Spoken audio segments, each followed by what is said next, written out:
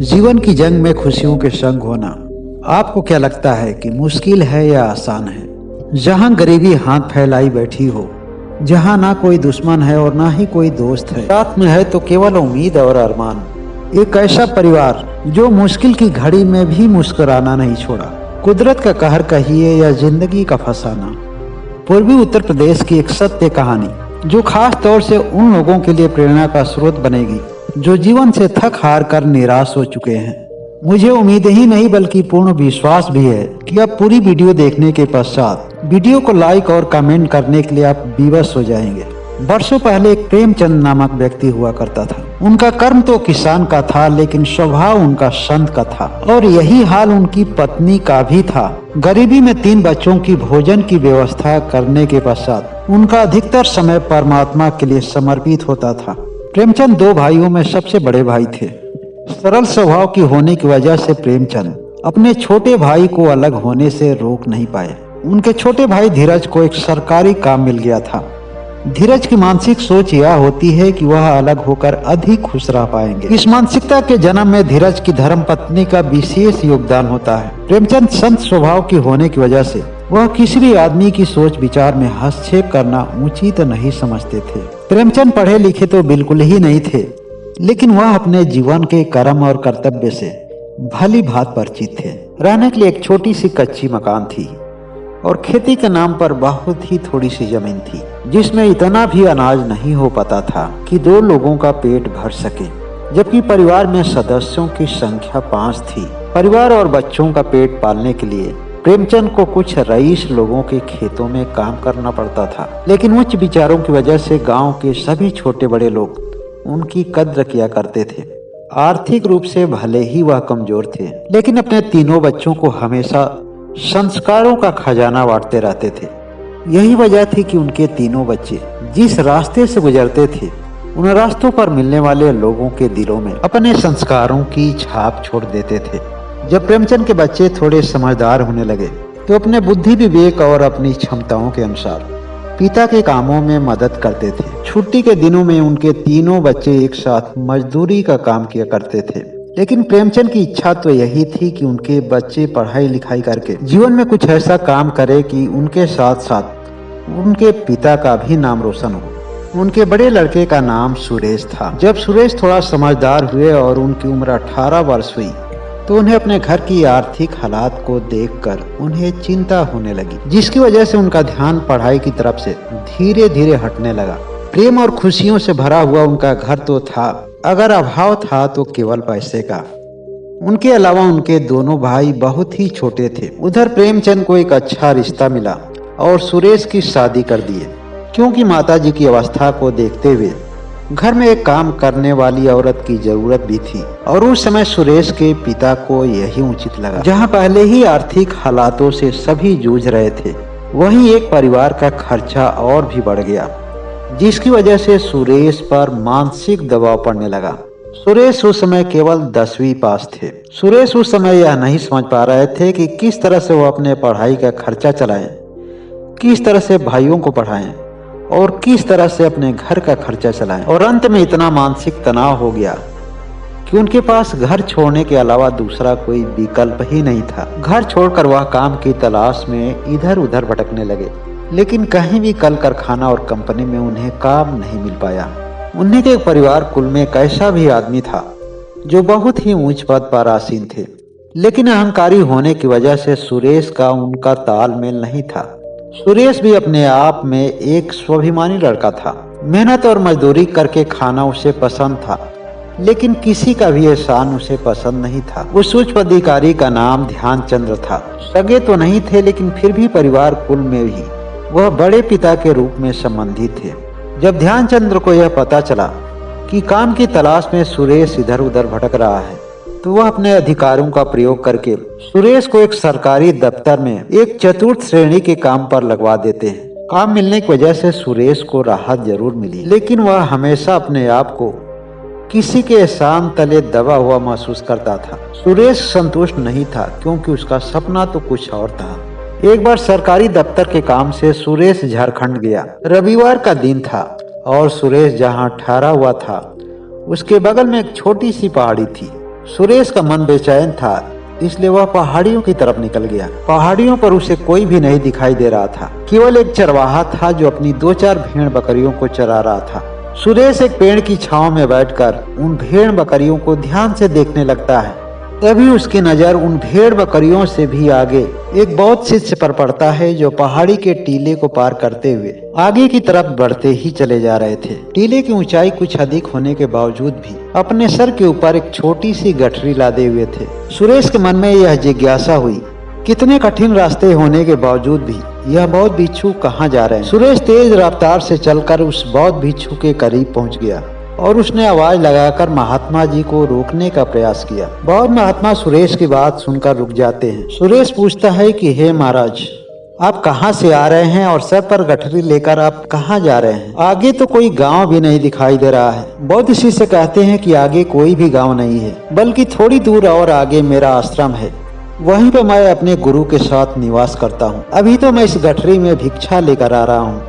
बौद्ध शिष्य कहता है कि लेकिन आप कौन हैं? वैसे तो मुझे सुरेश के नाम से लोग जानते हैं, लेकिन महाराज वास्तव में मैं तो अपने जीवन में एक भटका हुआ मुसाफिर हूँ। बौद्ध शिष्य कहता है कि मेरे गुरुदेव ने आप जैसे अनेक लोगों को रास्ता बताए हैं, आपको अवश्य ही उनसे एक बार मिलना चाहिए। यह बात सुनकर सुरेश अपने मन में विचार करने लगा, मेरे जैसे और भी लोगों को रास्ता बताने वाले अवश्य ही कोई ज्ञानी पुरुष होंगे। और यही सोचकर सुरेश बौद्ध शिष्य के साथ आश्रम पहुंच जाता है। उस समय बौद्ध महात्मा ध्यान में लीन रहते हैं। बौद्ध शिष्य कहता है कि आप उस चबूतरे पर बैठ जाइए। कुछ ही समय के बाद गुरुदेव ध्यान से बाहर आ जाएंगे। ध्यान से बाहर आते ही सुरेश गुरुदेव को प्रणाम करता है। सुरेश कहता है कि गुरुदेव, मेरा जीवन जटिलताओं से भरा हुआ है। मन में तो बहुत सारे प्रश्न हैं, लेकिन एक भी उत्तर स्पष्ट नहीं हो रहा है। लेकिन मैं मन से हारा हुआ नहीं हूँ। मैं एक मेहनती और स्वाभिमानी लड़का हूँ। सफलता में देर होने से मैं दुखी बिल्कुल ही नहीं हूँ। दुख तो मुझे केवल इस बात का है कि मैं अपने घर परिवार की सभी जिम्मेदारियों को ठीक ढंग से निभाने में असफल हूँ। लेकिन गुरुदेव, मेरा दिल कह रहा है कि आपसे मिलने के पश्चात मेरे जीवन की कोई भी समस्या और कोई भी प्रश्न शेष नहीं रह जाएंगे। बौद्ध गुरु के पूछने पर सुरेश अपनी सभी समस्याओं को एक एक करके बता देता है। बौद्ध महात्मा कहते हैं कि सुरेश, अगर देखा जाए तो तुम्हारे पास कोई भी समस्या नहीं है, मगर बहुत सारी समस्या है। तुम अपने जीवन में मानसिक तनाव की वजह से मन और शरीर के साथ काफी दिनों से भाग रहे हो। अभी तक तुम्हारा जीवन का कोई भी एक निश्चित उद्देश्य नहीं है। अधिकतर लोग तो अपने जीवन में इसी वजह से परेशान हैं कि उन्हें लगता है कि उनके पास कोई उद्देश्य है, लेकिन वास्तव में उनके पास कोई ठोस उद्देश्य नहीं है। वह हवा में तीर चलाते जा रहे हैं, इस उम्मीद से कि निशाना कहीं तो लगेगा। गुरुदेव कहते हैं कि सुरेश, तुम्हें अब ठहरने की जरूरत है। मन और शरीर से थोड़े समय के लिए रुककर यह आत्म मंथन करो कि वास्तव में तुम जीवन में क्या चाहते हो। तुम सभी समस्याओं को एक साथ हल नहीं कर सकते हो। तुम अपनी सभी समस्याओं में किसी ऐसी समस्या का चयन करो जिस एक समस्या के समाधान से तुम्हारी कई समस्याओं का समाधान निकल रहा हो। लेकिन एक बात का तुम्हें हमेशा ही ध्यान रखना होगा, तुम्हारा जो भी उद्देश्य बनेगा उस उद्देश्य की पूर्ति के लिए कभी भी अपने स्वाभिमान को रुकावट मत बनने देना। कभी कभी आदमी को अपने उद्देश्य की पूर्ति के लिए अपने स्वभाव में भी परिवर्तन करना होता है। गुरुदेव सुरेश को बताते हैं कि हर आदमी को हर दिन कुछ समय के लिए ध्यान में विश्राम करना चाहिए, क्योंकि ध्यान की वजह से आदमी के अंदर ज्ञान बढ़ता है। एक ऐसा ज्ञान जिसकी वजह से जीवन में कोई भी आदमी कोई भी निर्णय उचित समय पर लेने के लिए सक्षम होता है। इस तरह की और भी सारी बातें सुरेश को गुरुदेव के द्वारा ज्ञात होती। सुरेश गुरुदेव का आशीर्वाद लेकर वह अपने दफ्तर पहुंच गया, जहां पर वह नौकरी करता था। सुरेश को अब समझ में आ गया था कि उसे जीवन में अब क्या करना है। उसने बिना किसी से कुछ बताए हुए सबसे पहले एक ITI कॉलेज में अपना नाम लिखवाता है और पूरे मन और लगन के साथ वह ITI में शिक्षा लेता है। इलेक्ट्रिकल ट्रेड मिलने की वजह से अब उसे धीरे धीरे बिजली के संबंध में बहुत सारी जानकारी मिलने लगती है और वो अपनी जानकारी का पूरा सदुपयोग करने लगा। कुछ लोगों की मदद से उसे सुबह शाम काम मिल जाता था। उसके बदले में कुछ पैसे भी उसे मिल जाते थे, जिसकी वजह से उसका खर्चा वर्चा आसानी से निकल जाता था। 1 साल बाद उसकी परीक्षा होती है और अच्छे नंबरों के साथ वह पास होता है। सुरेश अपने सभी क्लास के बच्चों से भिन्न होता है, क्योंकि एक डिग्री के साथ साथ उसके पास एक अच्छा अनुभव भी हो गया था। सुरेश का संस्कार इस तरह का था कि उसे जो भी आदमी मिलता था किसी न किसी रूप में उसका सहयोगी सिद्ध होता था। और इस तरह से सुरेश को किसी की मदद से धनबाद कोलफील्ड में बिजली से संबंधित एक छोटा सा काम मिल जाता है। सुरेश को उस समय तक इस बात का ज्ञान हो चुका था कि कोई भी काम छोटा बड़ा नहीं होता है, बल्कि काम के प्रति आदमी की छोटी बड़ी सोच होती है। सुरेश अपने काम की शुरुआत एक लाइनमैन के रूप में किया और हर आदमी को पता है कि लाइनमैन का क्या काम होता है। सुरेश की मेहनत और उसकी लगन को देखते हुए उसे कोलफील्ड की कंपनी में अस्थायी नियुक्ति मिल जाती है। सुरेश इस बात की जानकारी वह अपने घर पर देता है। पिता प्रेमचंद को अपने लड़के की इस सफलता पर इतनी खुशी होती है कि उसकी कल्पना नहीं की जा सकती। कुछ ही दिनों के बाद सुरेश का प्रमोशन हुआ और उन्हें सुपरवाइजर के पद पर नियुक्त किया गया। सुरेश को अपनी नौकरी से पर्याप्त पैसा मिलने लगा था, इसलिए अपने दोनों भाइयों को शिक्षा के लिए 2 शहरों में भेजा ताकि वे लोग भी अपने जीवन के सभी सपने को साकार कर सके। सुरेश को उस समय जो भी तनख्वाह मिलती थी अपने घर परिवार और अपने भाइयों पर खर्च कर देते थे और इस तरह से महीने में उनके पास कुछ भी अतिरिक्त धन नहीं बचता था। सुरेश और उनके पिता का एक ही सपना था कि उस परिवार का नाम उस गांव में रोशन हो और यही सपना सुरेश की धर्मपत्नी का भी था। इस सपने को पूरा करने के लिए सुरेश कोई भी कीमत चुकाने के लिए तैयार थे। बड़े भाई की मेहनत और त्याग को देखकर अन्य दोनों भाइयों को भी प्रेरणा मिली और वो पढ़ाई में मेहनत करने से पीछे नहीं हटे। बीच वाले भाई ने मेहनत के बल पर अपने भाग्य को चुनौती दिया और अंततः क्लास 2 का अधिकारी बना।